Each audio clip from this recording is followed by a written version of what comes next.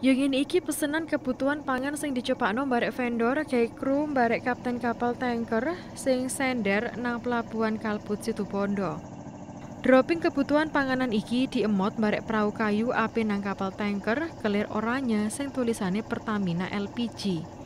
Junior Officer Port Operation Pertamina Kalput Situbondo, Muhammad Raldi, kapal tanker ukuran raksasa iki isine ABK barek kapten kurang luwih selawe uwong. Sakjeke pakeblut COVID-19, uang-uang iki gak entuk lunga nang daratan. Suplai panganan gawe kru kapal tanker dilakokno 2 minggu pisan. Jalukan bahan pokok dipesen kru kapal tanker liwat vendor. Mari ngono dropping pesanan iku dikirim gawe perahu kayu.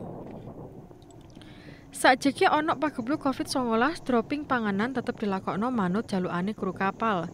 Tapi aturan kantor pusat saiki gak ngolehi kru barek kapten kapal lunga nang darat gawe tuku kebutuhan pribadine. Proses kiriman barek bongkar bahan panganan nang kapal dibutuhno wektu 3 jam. Kapal kayu nggawa bahan panganan kudu mepet nang kapal Medersit, terus diemot barek diangkat nggawe alat trip utawa mesin katrol. Andi Nurkolis, JTV.